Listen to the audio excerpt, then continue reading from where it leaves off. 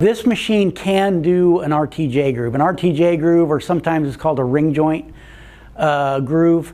It basically is 23.5 degrees per side and then a flat bottom. So with the proper tooling, you know, a proper grooving tool, you can plunge a straight groove and then kick the head over to the 23.5 on one side, single point that angle, turn it to the other, and single point that. It has the machine comes with a 360 degree capability of rotating that tool head.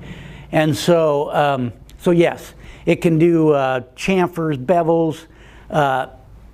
I can actually take the feed box and put that on the axial travel like some of our other flange facers, and that allows me to have an axial travel as well as a radial, you know, one or the other at the same time.